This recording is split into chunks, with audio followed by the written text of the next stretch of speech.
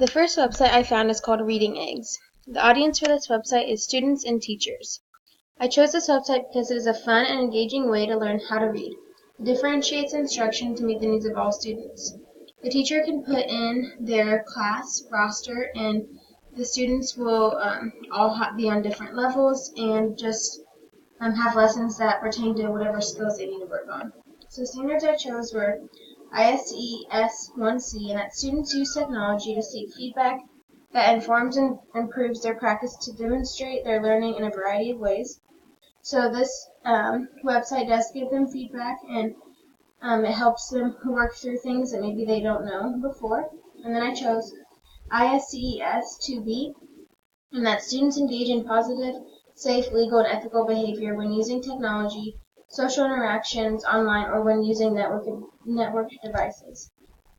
This one is important because whatever website we have our students get on, we do need to teach them that it is like the safe and ways to use technology.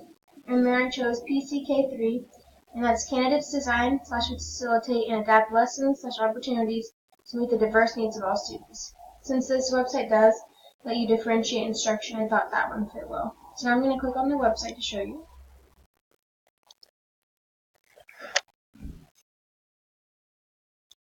So I gave a demo website just so that you could see what the student sees. If you log in as a teacher, it does look a little different because you do have a screen where you can see all your students' work. So if you go here, and there's different things you can do. There's Storyland, spelling, lessons, driving test, or Story Factory.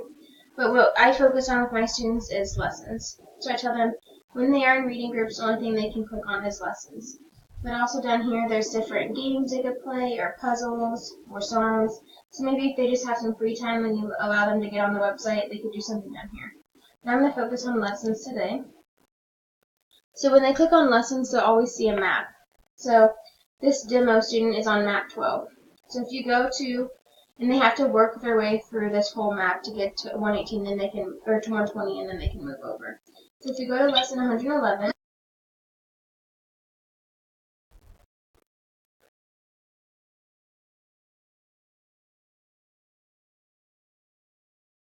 so it wanted us to click on the odd one out. So two of the words sound the same, and then one doesn't.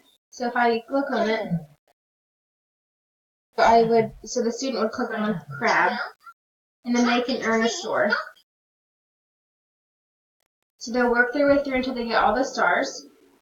Then the next lesson is an example.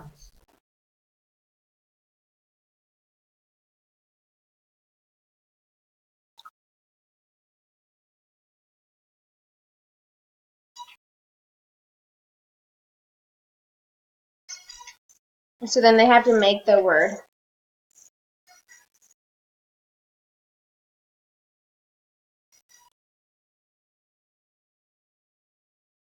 So that's an example of another game.